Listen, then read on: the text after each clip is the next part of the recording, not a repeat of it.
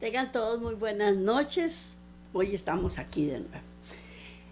Con gozo en mi corazón, porque siempre todas las cosas que se hacen para el Señor tienen, bueno, en realidad todas las cosas que uno tiene que hacerlas con gozo, porque cualquier trabajo, cualquier obra que uno desempeñe, sea física, intelectual o como sea, tiene que ser hecha como para servir a Dios.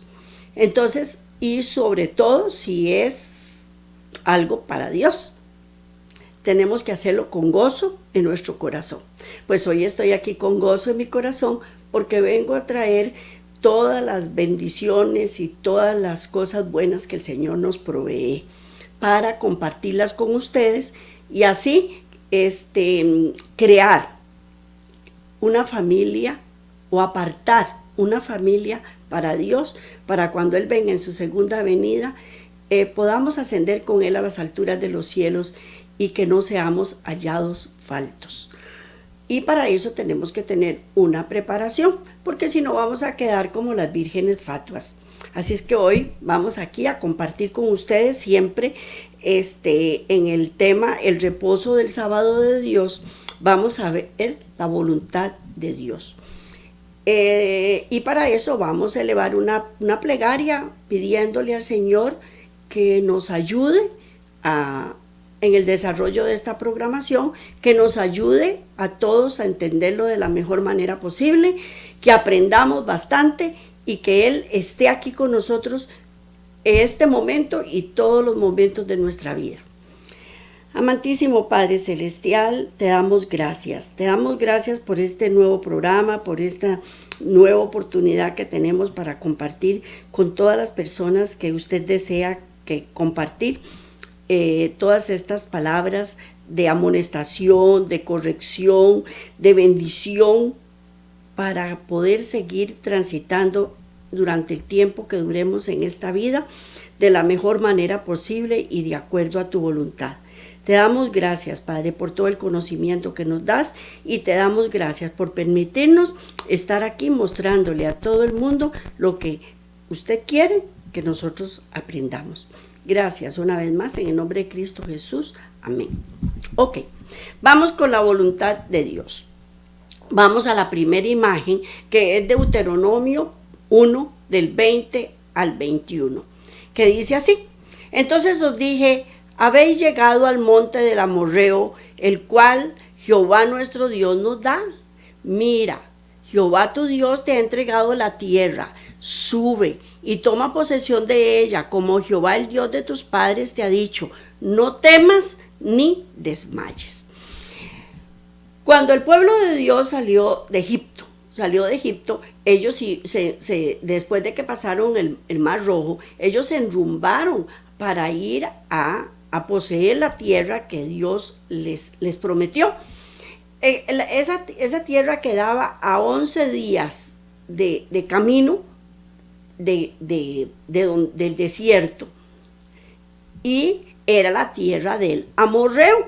Pero Jehová le dijo, ¿qué les dijo? Como lo vimos pasado, le dio una orden específica en donde dice, sube y poséela. No temas ni desmayes. ¿Cuántas veces Dios nos dice a nosotros, vaya, hágalo, tiene que hacerlo? No tema ni desmayes. ¿Por qué? Porque nosotros sabemos que siempre van a haber tropiezos, siempre el diablo se mete a robar las bendiciones, siempre va a haber gente que quiere traérselo a uno al suelo, pero por eso Dios dice, sube y poséela. no temas ni desmayes. ¿Por qué? Porque Él está con nosotros. Y si Él nos dio la orden de que tenemos que poseerla, es porque Él nos capacita, nos enseña, nos dirige a cómo poseerla. Y que tenemos que tener la mirada puesta en Él y confiar en Él. Si uno conoce los caminos de Dios y después venimos a Él a pedir humildemente las instrucciones específicas para la invasión, en este caso los israelitas habrían esperado hasta que éstas fueran suministradas antes de cualquier movimiento. Recordemos que en el programa pasado vimos que Él da órdenes generales y órdenes específicas. Cuando Él nos da órdenes generales, tenemos que esperar a que nos dé las órdenes específicas, o cuando nos dé el toque de queda, ¿verdad? Ya es el momento para que lo vaya a hacer. Y lógicamente que la espera es difícil, y más cuando se tarda. Uno no quiere tardanzas, uno quiere que las cosas sucedan ya. Dios ya había actuado y estaba listo para comunicarle los planes detallados. Recordemos que Él es el hacedor del plan, Él es el que hace todo la logística para que las cosas sucedan, y que Él sabe los contratiempos que vamos a tener, pero ya Él tiene las soluciones, Y entonces tenemos que esperar a que Él nos lo dé detalladamente, porque Él es perfecto y Él hace las cosas perfectas para la campaña. Su responsabilidad inmediata era colocarse a sí mismos donde pudieran recibir la instrucción y luego obedecerla literalmente. Si hubieran hecho esto a la entrada de la tierra prometida, la entrada de la tierra prometida hubiera sido inmediata. A los 11 días ya ellos entraban a poseer la tierra. Dios, por otra parte, les había mostrado toda su capacidad para guiarlos con seguridad impecable de una victoria a otra. Había mandado las plagas a Egipto, había abierto el Mar Rojo, ni uno se había muerto, les había dado maná, les había dado agua en todo el camino, y les había quitado todas las piedras de tropiezo que ellos pudieran tener. Entonces, ellos no tenían excusa para apartarse del hacedor de los planes y solucionador de los problemas. Sin embargo, eso lo hicieron, decidieron sustituir los planes de Dios por los humanos, como siempre. Porque uno puede decir, qué bárbaros, pero nosotros somos iguales o peor. Entonces siempre sustituimos. Él no me responde, Él no me contesta, yo necesito las cosas para ayer, entonces yo tomo mis propias decisiones. Y lo que no estamos dando cuenta es que estamos retrasando el plan de Dios, interfiriendo en las decisiones de Dios. Y el diablo ahí se aprovecha para robarnos las bendiciones.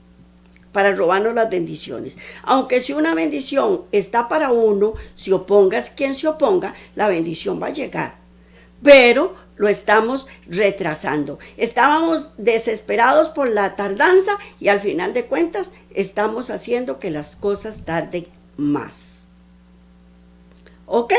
Entonces, sin ser conscientes de la implicación plena de lo que estaban haciendo, Baal sería su Dios elegido. Porque en el momento que decidimos hacer mis propios planes, en ese momento estamos escogiendo al Dios que no debemos escoger. Vamos a la siguiente imagen de Deuteronomio 1:22. Vamos a ver qué nos dice.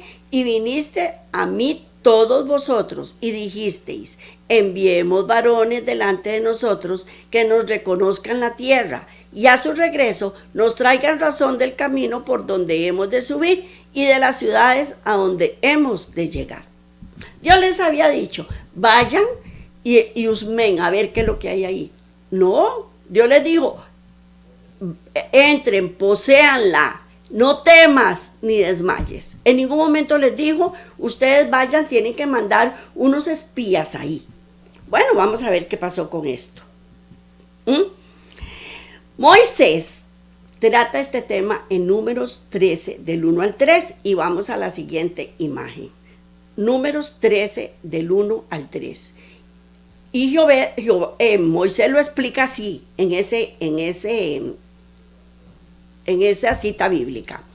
Y Jehová habló a Moisés diciendo, envía a tus hombres que reconozcan la tierra de Canaán, la cual yo doy a los hijos de Israel de cada tribu de Israel. De cada tribu de sus padres enviaréis un varón, cada uno príncipe, perdón, entre ellos.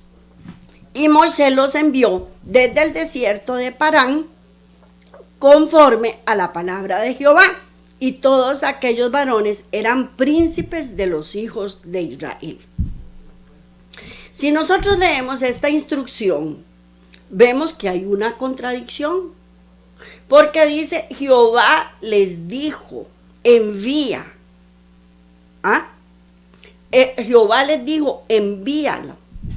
Entonces, ¿fueron los israelitas los que decidieron mandar los espías o fue Dios que les dijo que los enviara? Entonces, ¿cómo es? Vamos a ver, aclarar este asunto, porque la Biblia nunca se puede contradecir, jamás, jamás, jamás. Ahí en ese versículo parece indicar que del que vino la idea fue de Dios, porque establece que el Señor dio instrucciones que los espías fueran elegidos y enviados. De ser así, caeríamos en una contradicción. Ok, vamos a ver cómo aclaramos este asunto. En Deuteronomio, Moisés establece correctamente que la idea se originó en el pueblo, que la trajo a Moisés. Él, en su beneficio, tomó el asunto delante del Señor, quien a causa de que nunca forza la voluntad de ninguno de sus hijos, le confirió el permiso para hacer lo que deseaba. Hay dos actitudes de Dios. Hay momentos en que Dios le dice a uno, está bien, como cuando uno tiene un hijo desobediente y que llega y empieza, mami, yo quiero tal cosa, mami, yo quiero, hasta que uno le dice, bueno, vaya, y lo obtiene. Pero hay otros momentos en que Dios dice un no rotundo o un sí rotundo. No hay negociación, no es negociable para Dios. Pero en este caso, Dios no forzó la voluntad. ¿Quieren ir los espías? Vayan a ver qué pasa. 11 días después de abandonar Horeb, acamparon en Cades, en el desierto de Parán, cerca de las fronteras de la tierra prometida. Allí fue donde se propuso enviar a los espías. Moisés presentó el asunto delante del Señor y el permiso fue concedido. Cuando Moisés trajo el plan delante de Dios, él no pronunció palabras de desaprobación, ni hizo intento de mostrarles que estaban equivocados. Algunos interpretan que la no aprobación de Dios o la no desaprobación de Dios significa el beneplácito de Jehová del proyecto. No es cierto. Ya muchas veces a uno le persisten tanto que ya uno deja hacer las cosas y dice, ya no me meto más. Y como Dios conoce el principio hasta el fin, Él nos deja, nos da libertad, nos da libre albedrío.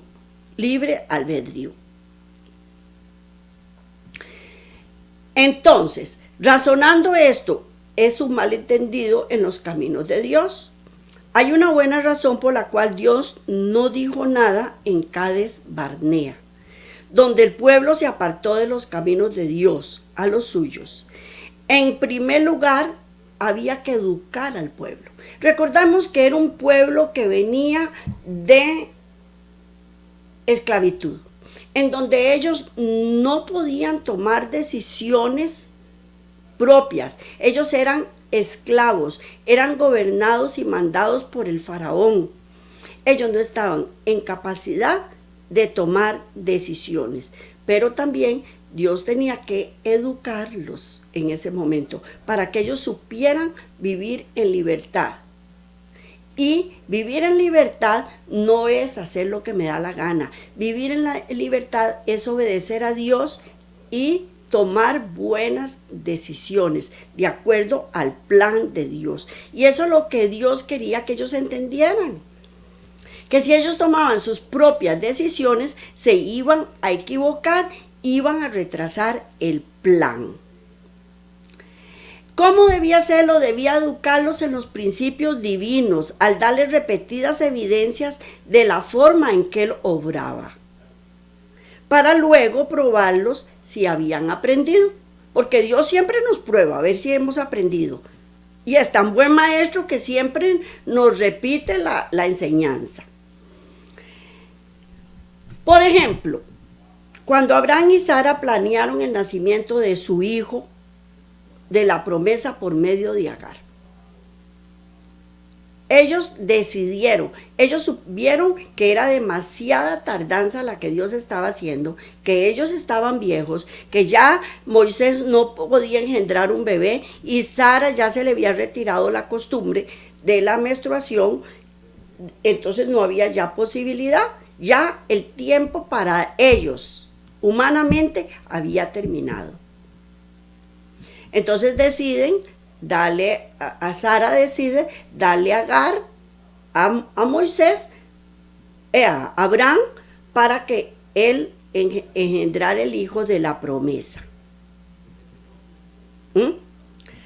Bueno, volvamos a otro ejemplo, vamos a otro ejemplo. Cuando en el Mar Rojo los israelitas despojaron a los egipcios del armamento, en ninguno de los casos Dios profirió desaprobación, pero esto no implica que Él consentía los dos recursos de acción. Cuando los israelitas tomaron todos los armamentos de los egipcios, ellos no estaban en capacidad de guerrear. Ellos no eran guerreros en ese momento, ellos no eran belicosos, ellos no sabían defenderse, no tenían la formación de planear una batalla físicamente. Ellos no estaban preparados. Dios no los desaprueba. Dios consiente la petición, tanto la de Sara como la de los israelitas en el Mar Rojo, como la de los israelitas en Cades Barnea. Entonces, ¿por qué no?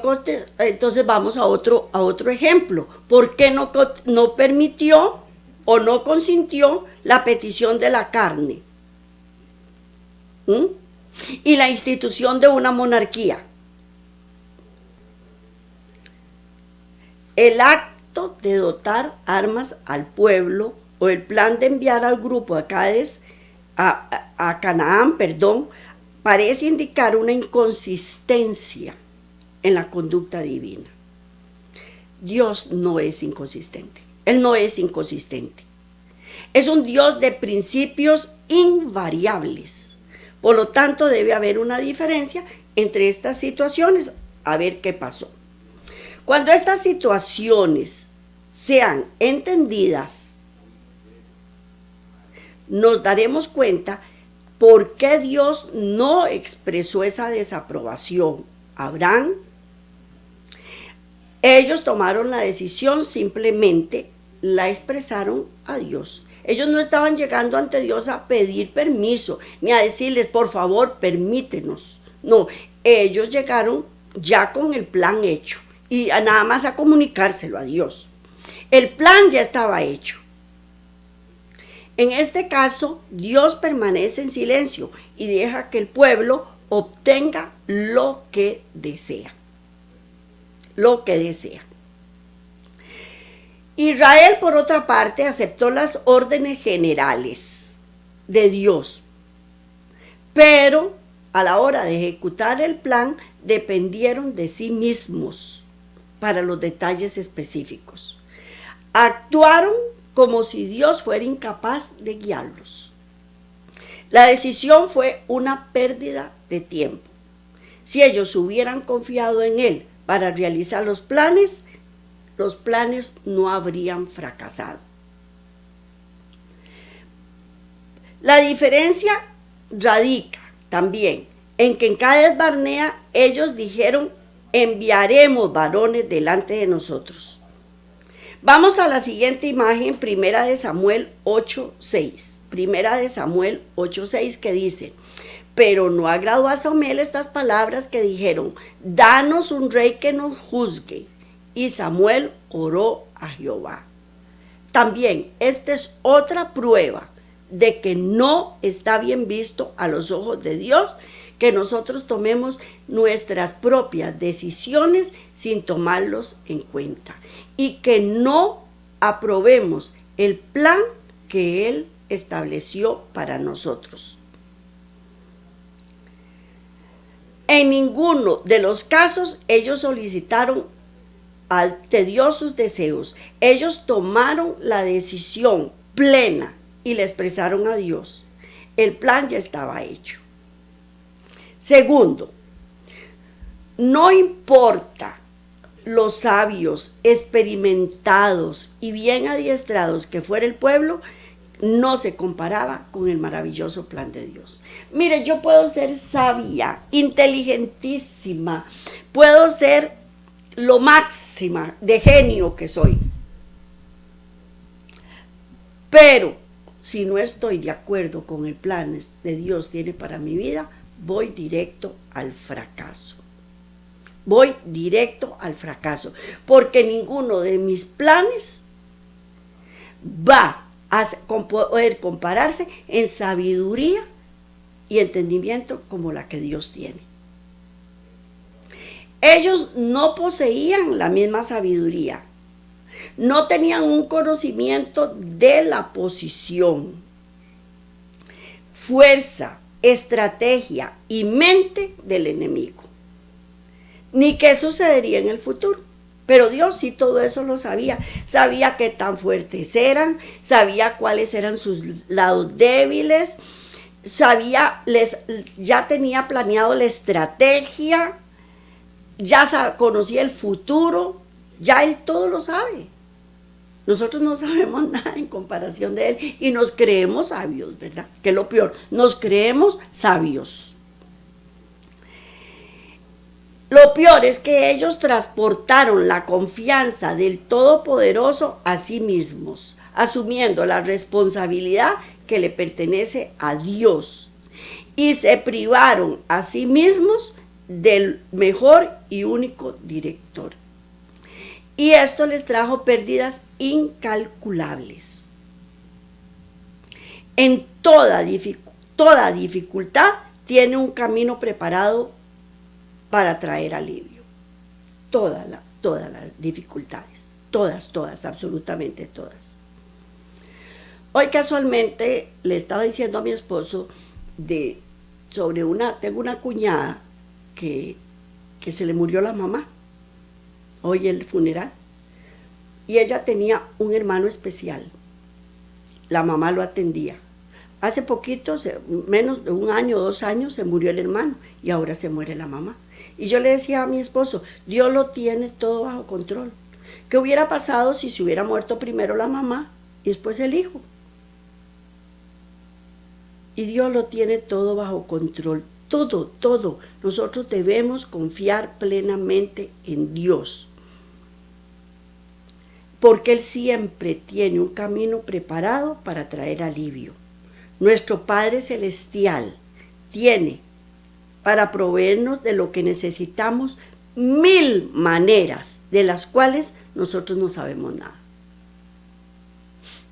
No sabemos nada.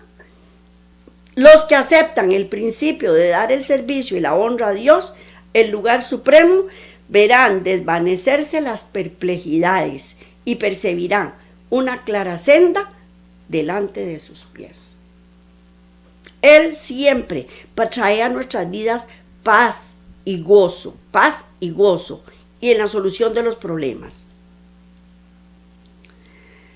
Los que se dedican su vida para ser dirigidos por Dios y a servirle, no se verán en situaciones en las cuales no hay provisto un remedio. El Señor no espera hasta que el problema aparezca y luego busca la solución. Él siempre tiene un camino preparado. Por lo tanto, todo hijo de Dios ha de tener seguridad que cuando un problema aparece, ya es resuelto. Ya la solución Dios la tiene. Y nosotros nos hacemos bolas, buscando soluciones, buscando culpables, buscando de qué manera salirme del enredo. Y Dios ya tiene la solución en la mano. Es nada más de esperar. Confiar en la capacidad de Dios como el solucionador del problema. Pero los israelitas, a pesar de las enseñanzas, no aprendieron.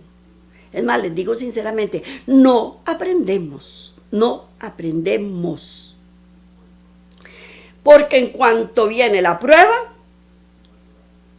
creyeron que si esto hubiera tomado a Dios por sorpresa. Viene la prueba y nosotros pensamos, ¿y ahora, Dios, para dónde agarro?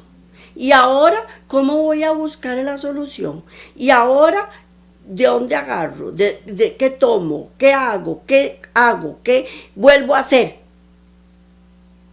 Y pensamos lo peor, que Dios nos ha abandonado. Pensamos que Dios nos ha abandonado. Entonces, cuando llegamos a esa situación, empezamos a hacer nuestros propios planes. ¿Y Dios qué dice? No han conocido mis caminos. Juré, no entrarán en mi reposo. No podemos tener reposo cuando estamos buscando nuestros propios planes. ¿Por qué? Porque no conocemos los caminos de Dios. Cuando nos desesperamos, cuando pataleamos, cuando lloramos, cuando nos jalamos los pelos y decimos un montón de improperios, no estamos en el reposo de Dios. ¿Por qué? Porque no conocemos los caminos de Dios. Fueron esclavos en Egipto por no seguir ni conocer los procederes de Dios. En todos los caminos de su salida de Egipto se los prosperó y se les demostró que Dios era el hacedor del plan. Los egipcios eran más poderosos que ellos y por lo tanto no podían salirse de la opresión. La única alternativa era confiar plenamente en Dios. Y Dios tuvo la oportunidad de demostrarles que sus procederes, creyendo que una vez conocidos, nunca más se apartarían de ellos. Nunca más. Pero ellos actuaron de otra manera.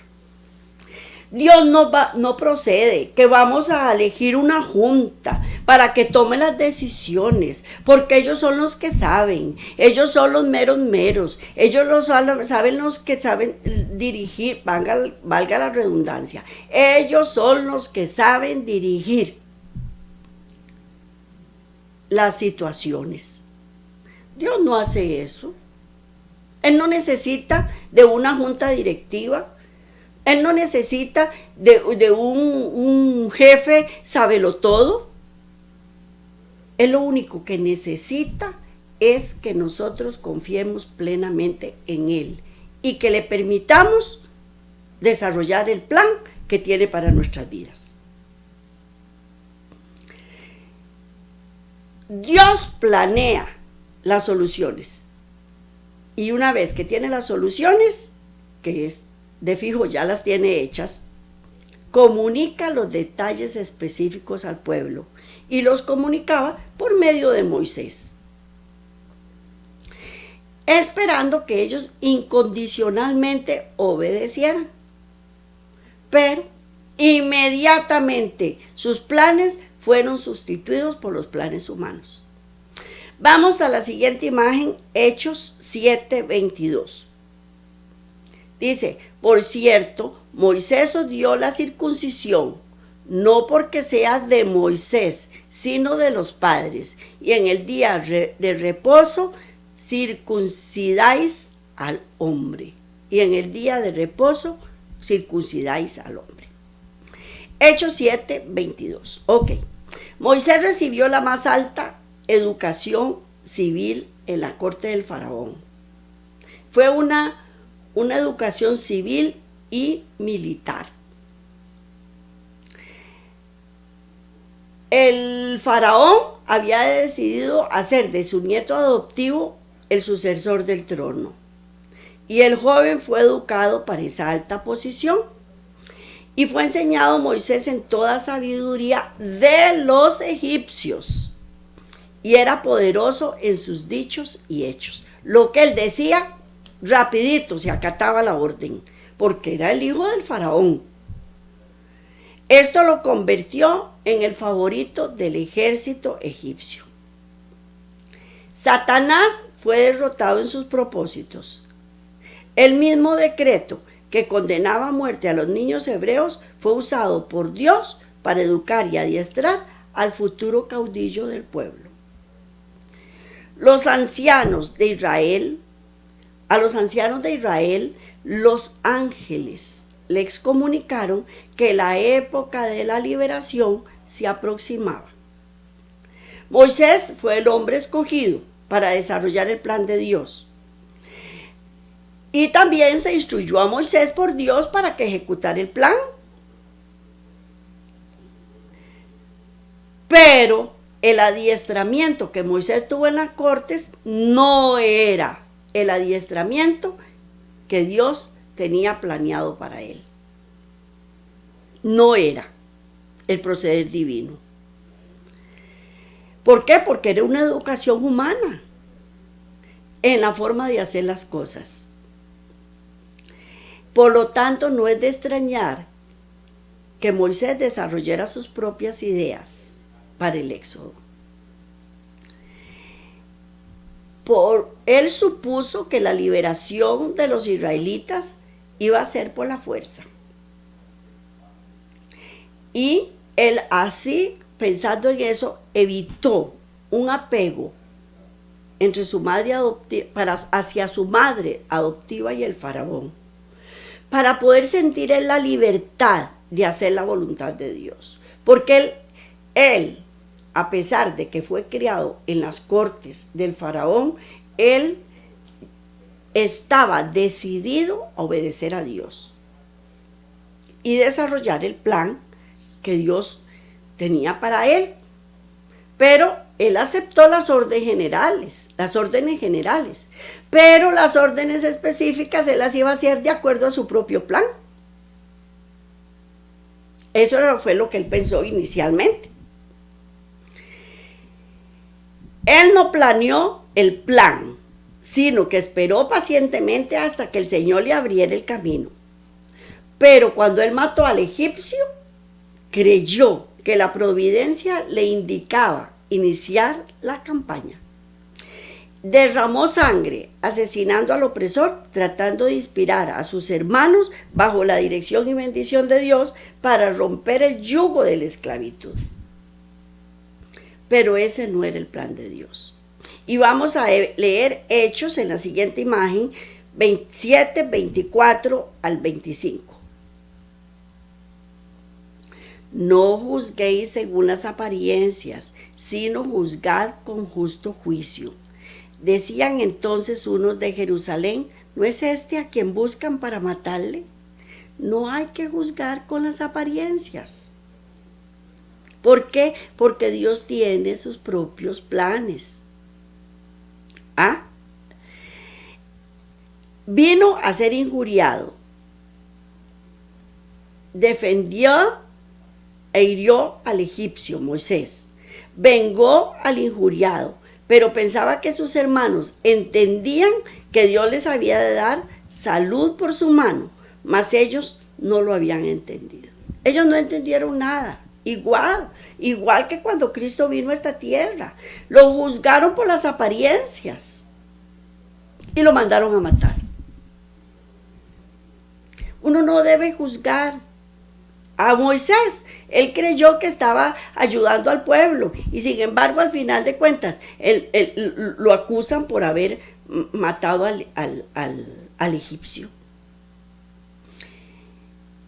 Y aquí Moisés se equivoca porque él confió en sus hermanos y creyó que ellos entendían que él ya los iba a liberar, pero todavía no era el momento, ni ese era el plan de Dios.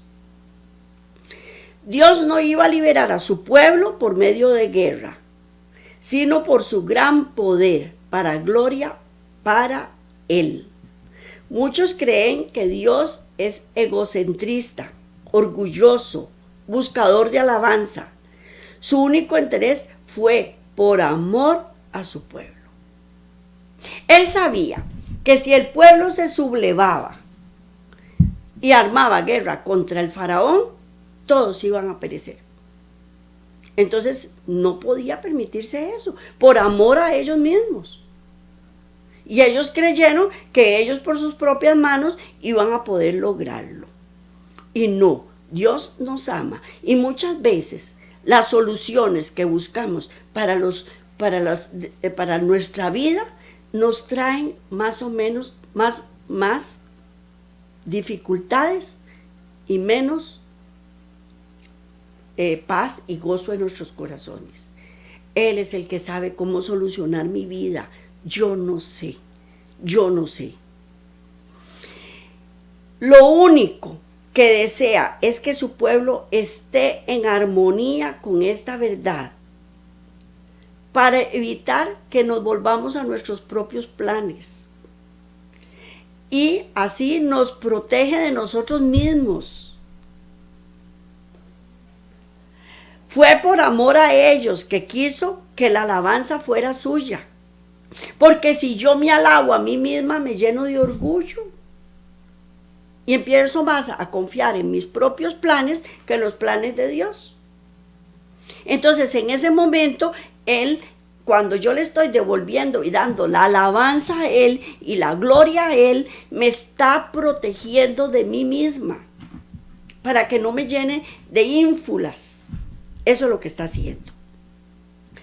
Cuando Moisés mató al egipcio, estaba ejecutando sus propios planes, en lugar de hacer el trabajo que Dios le había prometido hacer, confiando más en el hombre que en Dios. Por lo tanto, Moisés necesitaba ser reeducado. Él necesitaba ser reeducado. Tenía que aprender y desaprender. Dios aprovecha esta situación para sacarlo de Egipto y mandarlo a Madián. Durante 40 años desarrolla humildad y fe.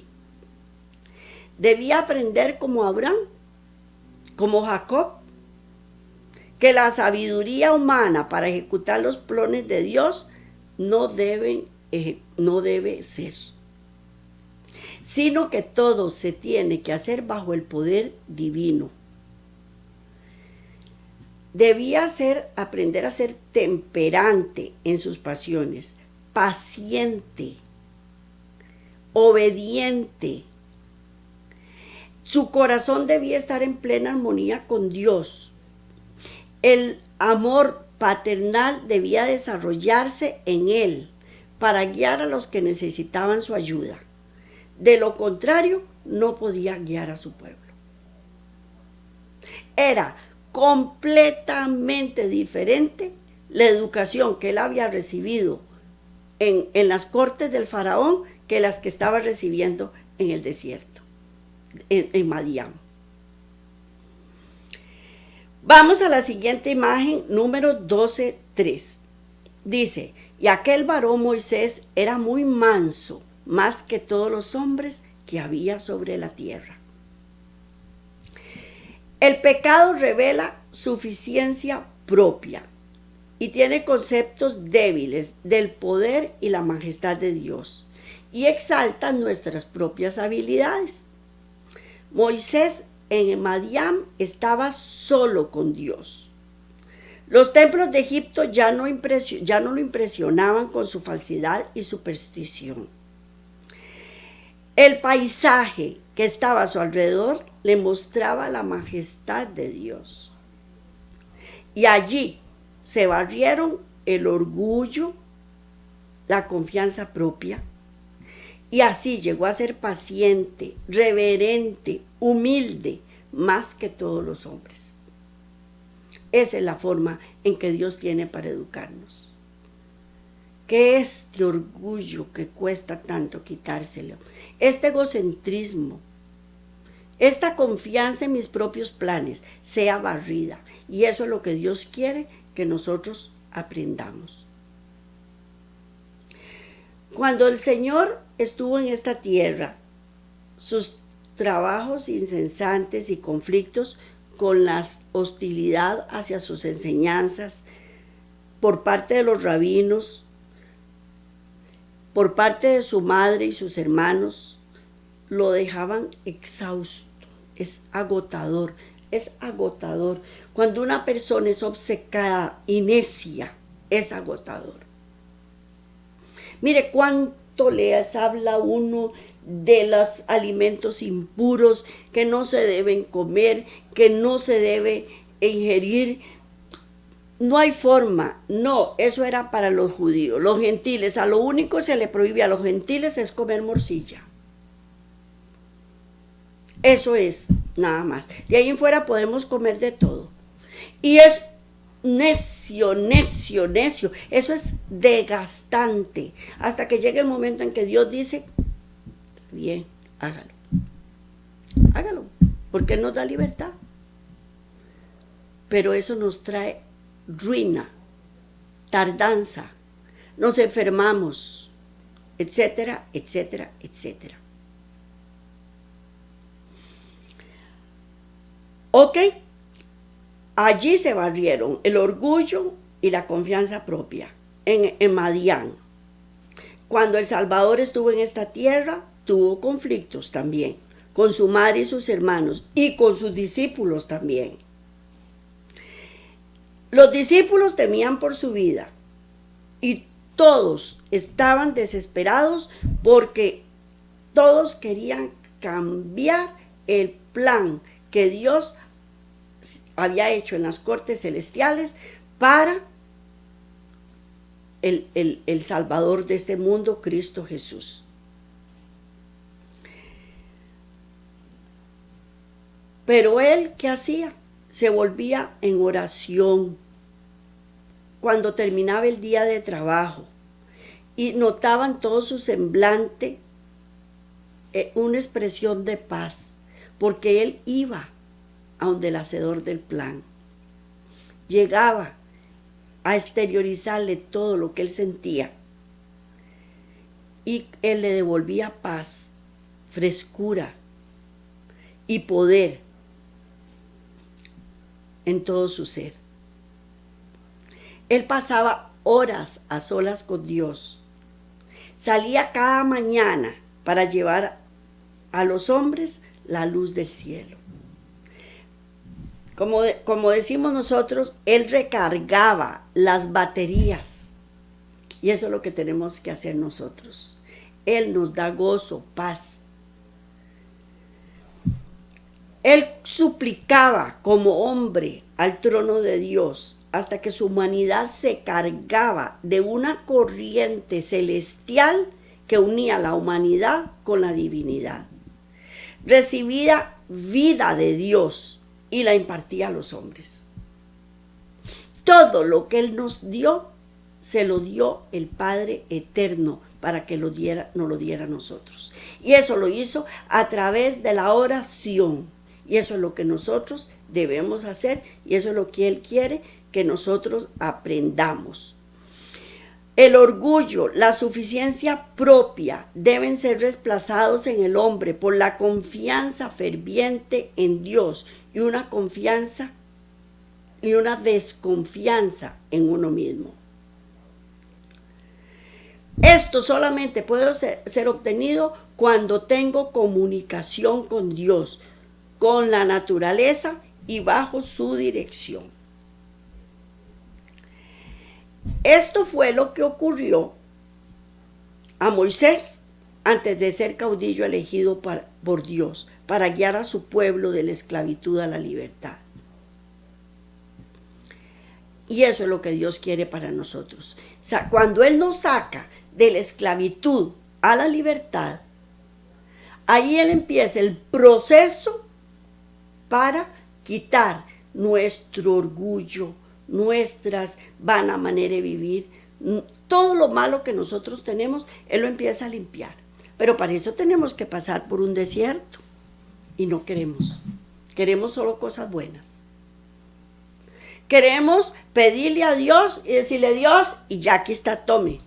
Dios, ya está aquí, tome. No pasamos horas con Dios. No le oramos, no le suplicamos. No aceptamos sus correcciones. Nos duele que nos limpie. ¿A quién le gusta ser limpiado? Más cuando uno tiene heridas profundas. En una oportunidad, mi hijo se cayó en la bicicleta y se rastrilló así con un poco de arena. Y toda la piel del brazo, el hombro y el muslo, se le arrolló la piel. Se le arrolló. Y ya María Elena va a sanarlo y a curarlo. ¿Cómo hacía? Tenía que quitarle toda esa arenita que estaba metida entre la piel, toda. ¿Cómo hacía para quitársela? Tenía que rasparlo, tenía que limpiarlo.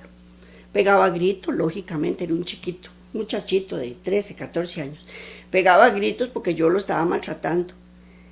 Pero tenía que limpiárselo, porque si no se lo limpiaba se le hacía una infección. Y ya después de limpiarlo, ya había que curarlo y quitar, desinfectarlo y hacerle todo el procedimiento. Pues eso hace Dios con nosotros. Tenemos heridas demasiado profundas y Él tiene que limpiarlas. Y la única forma de limpiarlo es barriendo todas las impurezas que tenemos ahí metidas. Es la única forma que se logra. Y nos duele. Y nos duele terriblemente. Pero queremos ir de la esclavitud a la libertad, debemos permitírselo. Queremos entrar en el reposo del sábado de Dios, tenemos que permitirlo. Queremos quitar el orgullo, la vanidad y todo lo que hay en nuestra vida, tenemos que permitirlo y darle gloria a Dios por eso. Cuando Dios llamó a Jeremías, a Isaías y a muchos personajes bíblicos, ellos temblaron ante la responsabilidad de ser mensajeros personales de Dios. Pero cuando ellos entendieron que Dios no los eximiría de sus responsabilidades, se sometieron a ellas. Dios no nos va a quitar una responsabilidad que nos corresponde. Tenemos que asumirla. Y como les dijo al pueblo de Israel, esfuérzate y sé valiente. Confía en mí, confía en mis planes. Y esa es el esforzarse y ser valiente. No es ir a agarrar al enemigo y doblarlo y maltratarlo y agredirlo. No, es aprender. Bueno, figúrese que cuando yo aprendí el Salmo que dice: aderezas mesa delante de mí en presencia de mis angustiadores. Yo dije: qué lindo que es Dios, qué lindo. Ahora va a agarrar a todos mis enemigos y les va a poner la pie encima y les va a decir: no maltraten más a María Elena. A mis enemigos físicos, ¿verdad? Y cuando entendí que era el temor, el desánimo, la desilusión, la falta de fe, el orgullo, esos son mis enemigos. Y Él adereza mesa delante de mí en presencia de mis angustiadores, porque eso es lo que me angustia, el temor me angustia, la soledad, el rechazo, la impaciencia, el orgullo, todo eso me doblega. Y Dios quiere liberarme de todas esas y me da responsabilidades que no me las puedo quitar de encima. Cuando Moisés liberó a su pueblo, cumplió con los procederes de Dios. El pueblo no estaba en disposición de intervenir. Dios no le dijo que llamara a los ancianos a formar un comité de dirigentes sabios. Esto no fue la voluntad de Dios allí. Él prevé el problema y la solución, y solamente debemos obedecer. Así se ejecutó la liberación. Dios los guió paso a paso a la meta. Las acciones de Dios eran lógicas para él, no para ellos. Creyeron que los había engañado. Dios no dio ninguna explicación. Debían seguirlo por fe incondicionalmente. Dios no entregó el deber y el plan a nadie más. Retuvo esa función para él mismo. Si hubiera conocido el plan, hubieran desarrollado el suyo propio, atacando a los cananeos y no estaban preparados para la lucha. Así, siguiendo el plan de Dios, salieron de Egipto. Más tarde les dio las tablas de la ley. Hicieron el tabernáculo con arte y destreza dadas por Dios. Y un viaje que hubiera tardado 11 días se retrasó 40 años debido a sus rebeliones. Aún así fue un viaje lleno de enseñanzas, de milagros, de buenas obras de parte del hacedor del plan. Una cosa es tener principios demostrados y otra es que lleguen a ser la forma de vida. Y vamos a la última imagen, Juan 11, del 9 al 10, que dice: respondió Jesús: no tiene el día 12 horas. El que anda de día no tropieza, porque ve la luz de este mundo. Pero el que anda de noche tropieza, porque no hay luz en él. Tenemos que andar de día para no tropezar.